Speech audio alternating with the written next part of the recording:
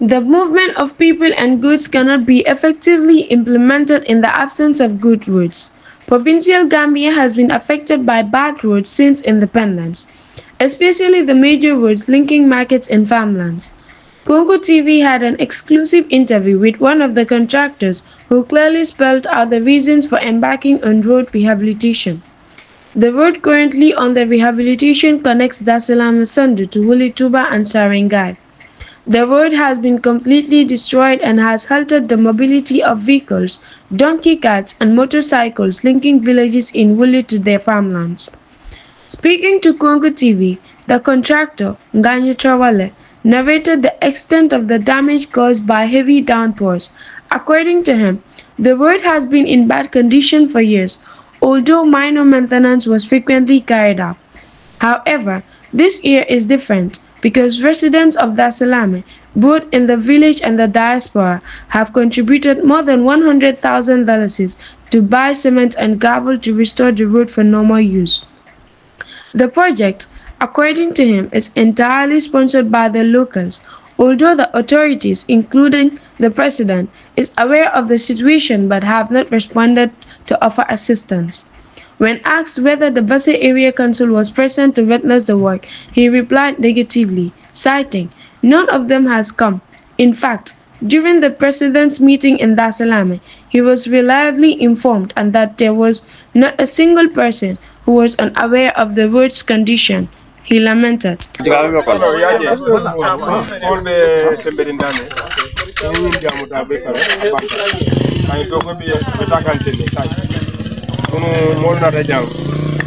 Moda 120 menkeja bari mentu da wala be siala wati adu manzo kuna mafekere sa te molya de maronye na daoda eni jolo manzo kuna de maronye na belto non de ja alman tanga de mu fosi de tingoto jam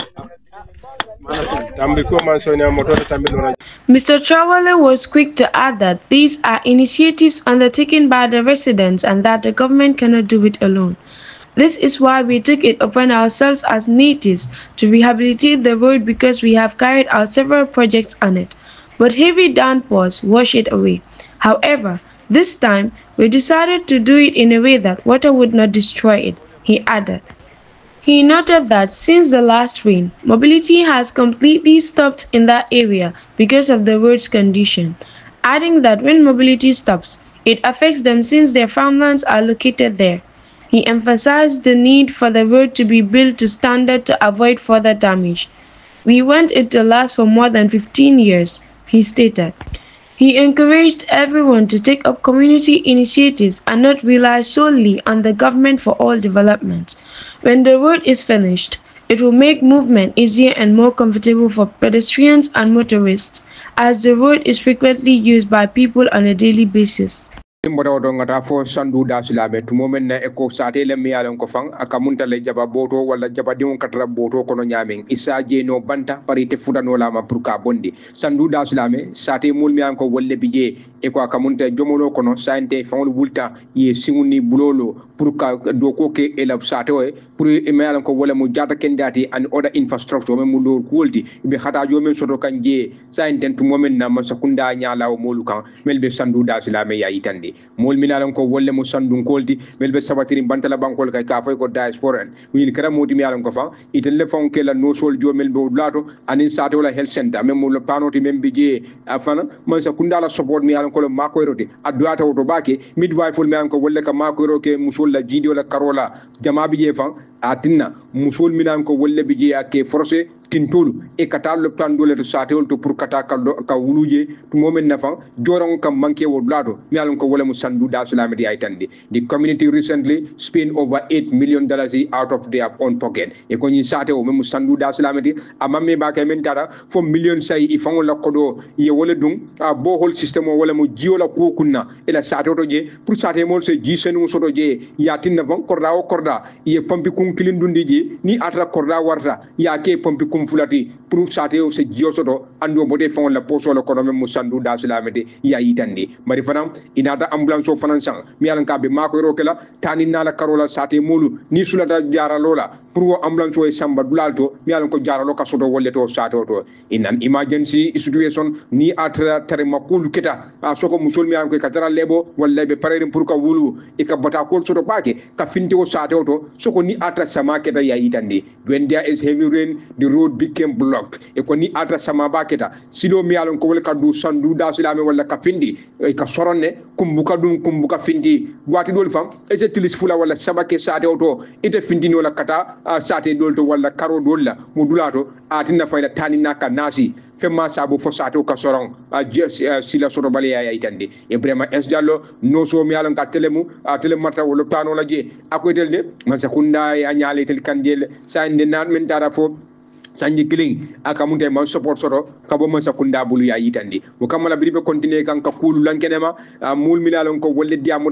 na kibata lay abe kono bilali jawara abe URR na telephone NPP le chamanoti adiamu tan na kibata lay bira fura sandu da silame pour que la bata kulu lankenema ani kam man turol men soto pour man sakunda se makoy mari ma ko mo tan kay jam yalan ko leben no ma kanyim tembo la nata da mo keta sandu da islamete nal hakilo ba kan ro nyillo mo min tambita sama min keta nata mantoro la mol kam ma ko ya ko la mol kam yan ko le ba sade nyi tane ade de sade dom yan ko le ke fa na fa sade nyi kono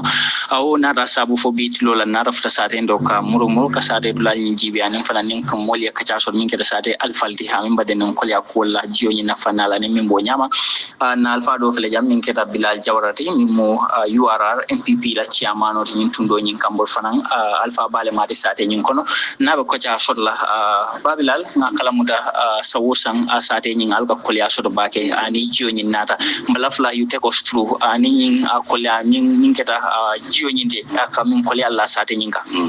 okay barka bake ngale kum ya beladi de bake komi jang kolya men kanja komi alanna dada forogo no yejejele ni semana da jam mbugateno moto bugatano femfe bugatano wadu dol trifla mo buga fundino saka nyogo simen nata de nasia ne josia 4 septembre mo buga fundino akata trifla sababu sadu mo bugatano adu lebdalbe muluya soni timosi da timola jang lebdan lo jang ate fundino la kata wolum problem balet so be masakunda dan lole mago silo nyina ko nyimbe krenya o nyandi be pesa marona la masakunda dan la yemma koy yadada na kalam da nyim musa o san kuwalde bayri aba silo min kan sila bala mi ankol kadun da islam sando kon ka findi kata sate dol dan milba naneri anu fana sate jamal le ke fon na faja musul fana na gadi no ba jema fon nyinella sawo san nyinga kele falman sim falda pour ka je ka futa man sakunda la sufuma minister mi ankol ka marling do ko nyina fanala anim fanan alla area council min ke da basi area council ka jibe ba mi feral kala pour ka je kaldema yo barka bage mfuta de mala de nga ko nyi meta ko nyi sa fu siar sanyi jeli jeli be ko nyi report la de bari yalo ko guna la ki dole mo na man ki dal do ate be bari nyanda fa usanya nyanda molu jubele parce que ñi nay fa nga me ka video mengel na mol bo ko moy na je de fo suro talan nani be lor ñe fo talan sey so manda ina man kuntuno so siva ono kita ni tingo ke mo so ja wala mo ke problem kata mi ko bela ni mo kurande sama ne jinole do manne bar ni tingo na de mo so la mo te man jinola loptano bi jane ni ko tingo na mo muda fo loptano ni do mo ko wuluja okay loptano be yo follow do no so di be jane mo no so di mo lale abe wuro be kele ja bar biro no so tata oni sande manna no so tata so to tata je de ci ngata dare to ya nga fa mol ma ko nyaaw nyani ma chan so do ko sai wi bina jantala le an sanyi kilni fe han ka bi ma jantano imandul ma ko no so la ko ma ko no so la membe abiti mo kele jang nintundo jang muso siara bagale mo siara je membe na jang wulo sikeno jang parce que la ron tul fon le la ron sa nga sa fo Dakar le men kata wul dula wul talu ni fe nga men sa la ron ka no so ko wul men o fe la rin jang mo de do ko te kala ka sai so ni sa de nyi jibe sa de nyi warta batal ko mi afanya be bi nga kala muta alfindi dal batte shitola ka fanna dula dol dada mina sabu furkaaje bi sate mol ya wuli almamman sakunda bat kotanke furkaaje ko yalo ndela sade nyol nyi wakita bagale tamala ni sade men be jey wakita bagale ni ko na do be ko mol bot ifamole ka wuli tesitoke komi yaaje dogo kita nyamene je sado nyi ngono be ya be be pre ka be konkrikile ila mbol ke sado be kono mbo holo men ni tata je sado men le akije tamala lo fanange 9.5 ya ke wole o million keme kononto ani keme lulu uli keme lulu million kononto ani uli keme lulu iyo bogolo ni kasadu korani saka korra ka bombo dunda be kono ya do ko wala ni ajibe comme ya fanya rek jio kal kundunte daminto ambulal daminto ni woketa mobuka dunno mobuka fintino ni wo sifal keta nyi songol to miyan ko le tambita alla balwo nyaaka tara nyaadi la nim fana jaata kindani na fana ni moy fula ka futa loptano miyan ko ata danno alla nyi loptano da maro aka keno nyaadi aka balo kolyandi bage seru moto na daje moto bana dajele ani baga sol bodo komboy na daje faro yin gono je atutu dajele tilijol jela be je foka fere ke takitol kada baga sol be kamma ke dal sa do kono aka ke molbul kolya baleti aka molla balo kolyandi bage ani mo so wole no botanka adu problème be mo komi ambulance wala karolla ni ambulance wata daje ate tanola nyina kitale ambulance wata daje duna joni ngono atinya do lumola bari force by fight ale boddi ni wala ba kuna abulo lingo nyar fay sama yorwa wala atade baranata ambulance en panda lokun sababe paniriya nata sama base ultani kono ngol dum ambulance kono akoro be bendel bo ndel ka ko do nyimbe freng fane ne ketal lal kaaje molye sulat jaaralo la fanal ka findi sate nye bandal samani na fanal ma silo ni na fanale bukatano fo ka sum mantora bala miyan kol kala maril ka sotole wado ka sotole ni samana dro wado ni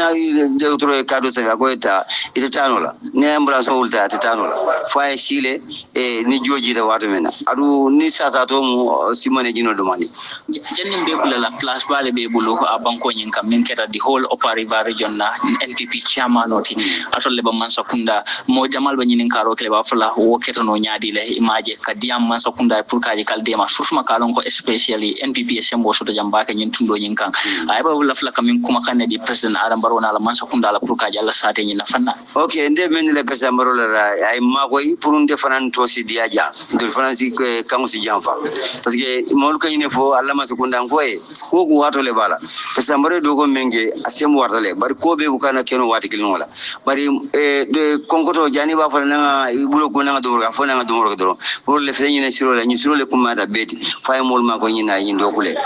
fay mol ma ko nyina nyin do kule ko president Barrow ma ko ate fanan to se dia ate mi alon katele mo chairman o te URR NPP to yala